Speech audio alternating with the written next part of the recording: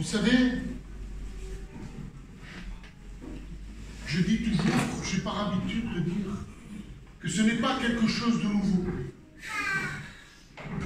que je vais apporter, ni quelque chose de mieux que mes frères. Ce que je vais apporter, c'est que ce que le Seigneur met sur mon cœur. Oh, alléluia. Et dans cet après-midi, je veux vous parler de quelque chose que vous avez écouté à plusieurs reprises. Mais cet après-midi, je veux que vous soyez à l'écoute.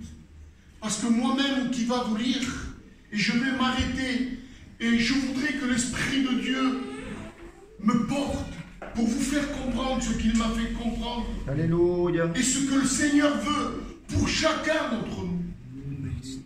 Je veux vous parler de Jésus. Jésus, dans ce qui se passait en ce moment-là, il nous est dit que Jésus, les pharisiens parlaient sur lui en disant qu'il baptisait plus de gens qu'à l'époque que Jean le Baptiste. Amen, Jésus. Et il nous est dit ainsi que dans sa marche, il fut obligé de partir et il quitta la Judée pour arriver en Galilée. Et ça me rappelle un peu ce que le Seigneur veut. Aujourd'hui, nous sommes ici avec vous. Et je rends grâce à Dieu.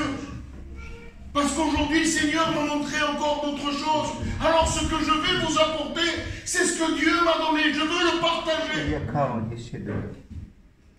Aujourd'hui, nous sommes avec vous et peut-être, en rentrant chez nous, peut-être qu'on repartira. C'était un peu ce que Jésus faisait. Et là, il nous dit qu'il quitta la Judée pour venir en Galilée. Là, aujourd'hui, nous sommes ici. Mais aujourd'hui, nous savons une chose. Chacun d'entre nous qui sommes ici, toi qui le connais, ou toi qui ne le connais pas, aujourd'hui tu vas trouver quelque chose que Jésus m'a fait comprendre. Et j'espère que vos cœurs vont être disposés à être à l'écoute de ce que le Seigneur veut. Alors le Seigneur nous dit qu'il passait. Et vous savez, je ne suis qu'un homme. Le Seigneur aurait pu prendre des anges pour annoncer sa parole. Mais il a pris des hommes semblables à chacun d'entre nous pour que la parole de Dieu soit annoncée. Donc aujourd'hui, ne voyez pas un homme vous apporter la parole. Aujourd'hui, nous vivons la vie et nous marchons que quand un frère ou quand une personne nous parle de Dieu, nous le prenons venant de Dieu. Non pas de la personne que nous avons en face. Donc cet après-midi, je ne veux pas que vous voyez le serviteur. Je veux que vous voyez ce que la parole de Dieu dit. Je veux que ça vienne de Dieu. Que Dieu vienne impacter vos cœurs. Amen. Il nous est dit ainsi. Le Seigneur partit, comme je vous ai dit, de Judée en Galilée. Je vais faire quelques lectures. Et comme il allait passer de la Judée en Galilée, il fallait qu'il passe par la Samarie. Alléluia. Il arriva dans une ville de Samarie nommée Sichar, près du champ de Jacob. Alléluia. Que Jacob avait donné à Joseph son fils. Là se trouvait le puits de Jacob. Jésus, fatigué du voyage, était assis au bord du puits. C'était environ la 6e heure. Il nous est dit que Jésus était là et en allant de Judée en Galilée, s'arrêta en Samarie. Alléluia. Et il nous est dit que là, il y avait un puits. Comme aujourd'hui, nous nous sommes arrêtés chez vous, ici à Bédarieux. Amen. La parole de Dieu est annoncée. Et là, le Seigneur, il dit qu'arriva, il s'arrêta sur ce puits. Et à la 6e heure, ce qui représente chez eux là-bas, c'était midi. Et midi, c'était l'heure où il faisait plus chaud dans cette région. Et là, il nous est dit qu'une puiser de l'eau.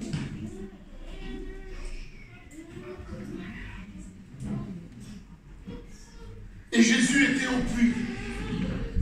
Donc cet après-midi, laissez les enfants, c'est pas grave. Oui, soyez attentifs. Alléluia. C'est ce que je vous demande. Et là, il nous est dit qu'une femme va venir, mais Jésus était là, dans ce puits assis, comme s'il attendait cette femme.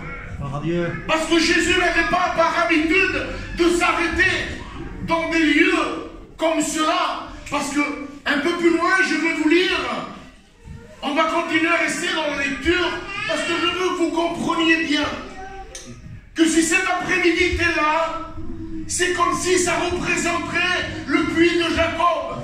La parole de Dieu est annoncée. Et là, vous êtes dans ce lieu pour l'écouter. Alors, il nous est dit qu'une femme va puiser de l'eau.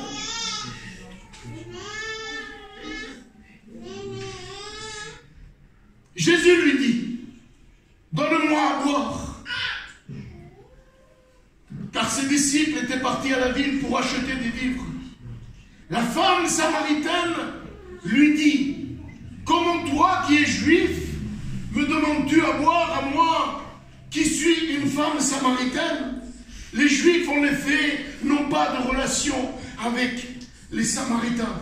C'est-à-dire qu'en ce temps-là, Jésus s'arrête dans un endroit où il n'a pas de relation avec les gens. Mais Jésus est venu sur la terre pour nous sauver à chacun. Donc là, c'est une époque, aujourd'hui, c'en est une autre. Mais la porte est toujours ouverte. Donc la parole de Dieu est toujours comme à ce jour-là pour nous aujourd'hui. Et il nous a dit qu'il s'arrêta dans un lieu où il n'avait pas habitude de s'arrêter. Mais là, lui, il savait qu'il y allait un cœur qu'allait venir. Et là, il nous a dit ainsi. Et là, nous allons rentrer un peu plus dans le message. Et là, la femme va lui dire, comment toi qui es juif me demandes-tu à boire à moi qui suis une femme samaritaine? Les Juifs, en effet, n'ont pas de relation avec les Samaritains. Jésus lui répondit, si tu connaissais le don de Dieu, et qui est celui qui te demande à boire, tu lui aurais toi-même demandé à boire. Par Dieu. Et il t'aurait donné de l'eau vive. Amen. Cet après-midi, je te dis, mon frère, ma soeur, mon ami qui est ici, si tu saurais le lieu où tu te trouves, toi, dans cet après-midi, tu pourrais dire à celui ou celle qui t'a invité à venir, merci Seigneur de ce que tu permets que je sois là. Amen. Parce qu'aujourd'hui, la parole de Dieu va être annoncée. Et si ton cœur est disposé, le Seigneur va prendre vie dans ta vie. Par Dieu. Et là, c'est ce qu'il s'est passé à travers cette femme. Il lui dit, si tu connaissais le don de Dieu et qui est celui qui te demande de l'eau, toi-même tu lui aurais demandé à boire. Toi-même tu lui aurais demandé à boire. Alors toi qui es ici, profite de cette journée. Profite de cette journée. Et réalise que la parole de Dieu est annoncée. Et réalise que le Seigneur est dans cet endroit. Qu'il s'est arrêté comme il s'est arrêté dans ce puits de Jacob à Sichar. Cet après-midi, le Seigneur veut bénir. Le Seigneur veut sauver. Alors précipite-toi. Et il va dire ainsi. Seigneur, lui dit la femme, tu n'as rien pour puiser. Et le puits est profond. D'où aurais-tu dans cette eau vive? Es-tu plus grand que notre Père Jacob qui nous a donné ce puits et qu'il a bu lui-même ainsi que ses fils et ses troupeaux?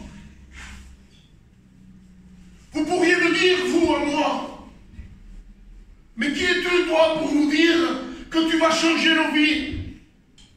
Ce n'est pas moi qui vous le dis, c'est Jésus. Qui es-tu toi? Nous avons notre vie. Tu es meilleur, toi, que nos anciens, que ceux qui nous ont enseigné depuis que nous sommes enfants, à de quelle manière et qui adorer? Aujourd'hui, je te dis oui. Jésus est celui qui peut te changer.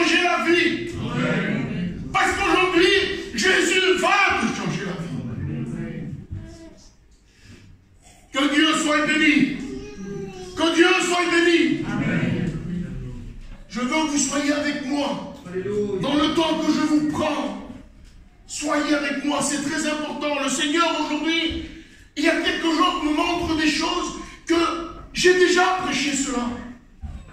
Mais jamais je l'ai prêché comme aujourd'hui je vous le prêche. Parce qu'il m'a montré des points qui sont vitaux pour nos vies. Et si nous ne venons pas de telle manière, nous repartirons de la même forme que nous sommes rentrés ici. Mais si on comprend ce que le Seigneur veut, nous sortirons d'ici, bénis, sauvés. Il dit qu'il jaillira de nous une eau vive qui nous amènera jusqu'à l'éternité. Que Dieu soit béni. Alors je vais continuer dans la lecture. Il dit ainsi, quiconque boit de l'eau, de cette eau aura encore soif. Celui qui boit de l'eau de ce monde, parce que le puits nous ramène à ce qui est du monde. Celui qui continue à vivre de l'eau, de ce que nous avons appris, de ce que nous avons reçu de nos anciens, il aura toujours soif. Mais il dit ainsi, celui qui boit de l'eau que moi je lui donnerai, il n'aura plus jamais soif.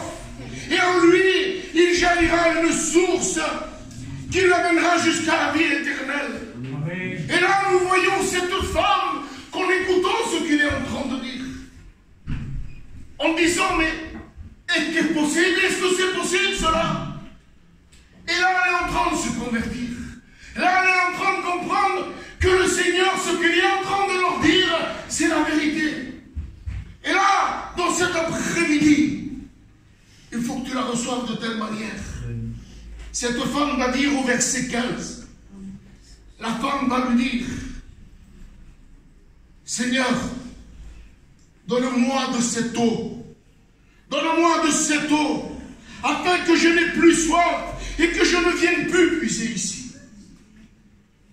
C'est-à-dire qu'elle avait compris le pourquoi il était là, le pourquoi il lui parlait, le pourquoi dans cet après-midi le Seigneur vous parle. Cet après-midi, si ton cœur est disposé, si tu mets foi à ce que tu écoutes, tu vas faire comme cette femme, tu vas dire oui, je veux de cette eau vive. Je ne veux plus vivre ce que j'ai vécu. Parce que Seigneur Père, nous savons que tu es le chemin, la vérité et la vie. Amen. Et que nul ne vient au Père pour toi. Le verset 16 dit ainsi. Va, lui dit Jésus, appelle ton mari. Excusez-moi. Va, lui dit, et appelle ton mari. Quand Jésus va voir cette femme qui est convaincue de ce qu'elle écoute, Jésus va lui faire une question. Il va lui dire, va et appelle ton mari. Et là, cette femme va regarder Jésus, il va lui dire, je n'ai pas de mari. Jésus lui répond, tu as bien fait de répondre comme ça. Parce que tu as eu 5 maris. Et celui que tu as aujourd'hui n'est pas ton mari. Le Seigneur lui pose cette question. Et là, le Seigneur m'arrête et me dit, mais regarde bien le pourquoi. Ne croyez-vous pas ce que le Seigneur savait si elle avait eu 5 maris et que celui-ci, aujourd'hui, n'était pas son mari? Jésus avait besoin de lui demander. Non, Jésus le savait. Jésus sait quand nous sommes nés, avant que nous avons né. Et il sait quand nous allons partir. Jésus sait tout de nous. Dieu sait tout de nous. Donc il lui pose cette question pour un but. Et vous savez lequel est le but de lui? Il lui pose cette question. C'est parce que lui, ce qu'il veut, c'est qu'il dise la vérité d'un cœur vrai. Dans Matthieu, je prends le texte que j'ai noté, excusez-moi. Dans Matthieu 13, 10, il dit ainsi.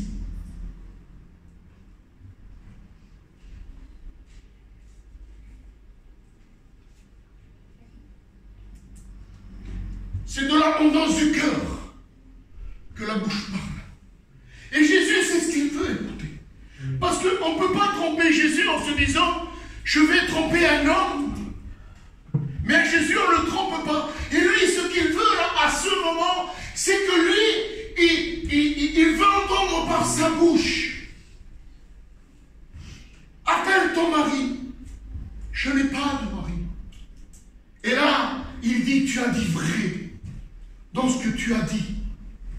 Et un peu plus loin, Jésus va dire ainsi, tu as eu raison de dire je n'ai point de mari, car tu as eu 5 maris et celui que tu as maintenant n'est pas ton mari. Et cela tu as dit vrai. Seigneur, lui dit la femme, je vois que tu es prophète.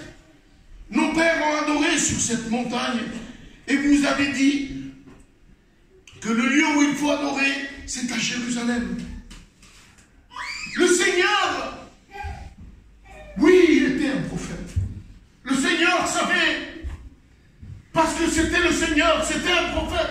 Mais la question dont il lui pose, ce n'est pas comme nous allons poser une question à une personne, voilà, celui-là il a le don de guérir, ou celui-là il a le don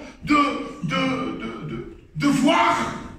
Non, le Seigneur, ce qu'il veut faire comprendre ici, c'est qu'il était venu dans ce lieu pour sauver son âme. Et cet après-midi, le Seigneur, ce qu'il veut, c'est que tu te repentes d'un cœur vrai. Parce que sans cela, nous pouvons hériter le royaume des cieux. Vous savez, aujourd'hui, si j'appartiens à Dieu, je suis venu maintes et maintes fois dans des réunions semblables à celle-ci. Mais mes pensées n'étaient pas. C'est pour cela que je vous ai dit il y a un moment, soyez à l'écoute, attentifs, disposez vos cœurs, parce que je suis un homme comme vous, et ce que vous avez fait, je l'ai fait. Je suis rentré dans une réunion maintes et maintes fois, et je suis reparti de la même manière. Donc là, Jésus, et la femme lui dit, tu es prophète. Non, ce que Jésus est, c'est qu'il est venu vous sauver. Ce que Jésus veut, c'est vous donner une vie éternelle. Ce que Jésus veut, c'est vous arracher. Je vais continuer dans la lecture.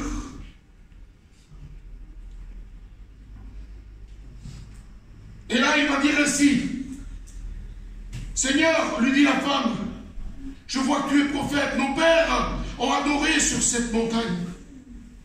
Et vous dites que le lieu où il faut adorer, c'est à Jérusalem. Là encore, le Seigneur lui montre encore quelque chose. Un peu plus bas, il va dire ainsi.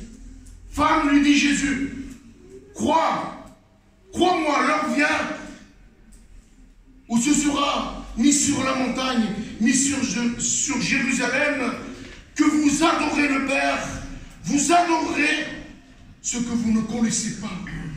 Et là, le Seigneur encore, il m'arrête. Beaucoup de gens viennent et ils adorent ce que nos anciens nous ont enseigné. Qu'est-ce qu'ils nous ont enseigné? Mes parents, moi, ils allaient, c'était des catholiques, ils allaient à l'église. Ils croyaient en Dieu, ils croyaient qu'il y avait un diable, ils croyaient qu'il y avait un Dieu. Et ils allaient dans les églises, d'autres allaient sur Lourdes. Et le Seigneur, là, il va dire un mot encore qui m'arrête, il me dit, regarde. Il dit, vous adorez ce que vous ne connaissez pas. Et là, je comprends quelque chose. C'est que quand cette femme est venue et a compris qu'elle a été convaincue, là, il s'est fait le miracle. Aujourd'hui, si je suis là, si vous êtes là, c'est parce qu'on est né de nouveau. Et j'arrive à comprendre cette parole. Il dit, vous allez adorer quelque chose que vous ne connaissez pas. Avant, nous adorions dans les églises catholiques. Mais aujourd'hui, nous adorons le Christ et le Dieu véritable. Amen. Pourquoi? Parce qu'il a fait de nous le temple du Saint-Esprit. Aujourd'hui, nous pouvons communiquer avec Jésus, avec Jésus. Non pas dans la vision que nous avions d'homme, mais aujourd'hui par un ressenti qu'il est à l'intérieur de nous. Si cet après-midi je vous prêche Jésus, c'est parce qu'il m'a convaincu, parce qu'il vit en moi. Et ce que le Seigneur m'a partagé à vous donner, je veux le partager. Nous n'avons plus à adorer sur la montagne, ni à Jérusalem. Il dit que vous allez adorer quelque chose que vous ne connaissez pas. Mais comment on peut reconnaître et se reposer sur ce qu'on ne connaît pas? Mais c'est dans la nouvelle naissance. Si on naissant de nouveau, et là le Seigneur me montrait qu'elle avait compris qu'il fallait qu'elle prenne de cette eau, comme il a été dit. Il dit, donne-moi de cette eau vive, afin que je ne vienne plus puiser ici. Elle avait compris que la seule vérité, que pour sauver son âme, que sa vie change, c'était de croire en ce que disait cet homme. Ce soir, cet après-midi, que Dieu vous bénisse. Que Dieu vous bénisse. Parce que c'est le moment. Rien n'est un hasard. Je vous ai dit au début de la prédication qu'aujourd'hui, quand une personne parle, aujourd'hui, c'est ce que le Seigneur m'apprend dans ma marche.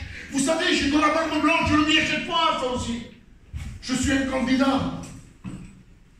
Mais pendant 39 ans, j'ai vécu de telle manière.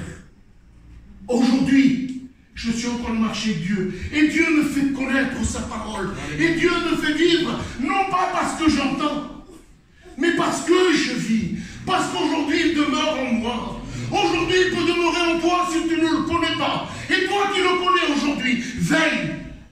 Veille à que l'Esprit de Dieu soit celui qui demeure ta vie. Et il t'amènera dans cette plénitude dont lui nous a promis. Je vais continuer dans la lecture. Je ne vais pas être plus long, mais je veux juste vous faire comprendre cela. Est-ce que vous avez compris? Vous êtes tous avec moi? Écoutez-moi. Je vous dis, j'ai prêché ce message maintes et maintes fois. Et là, quand il me dit que j'aurai à prier quelque chose que je ne connais pas, c'est là où je le vois. Vous savez, il y a un texte qui dit ainsi. Ce texte dit ainsi.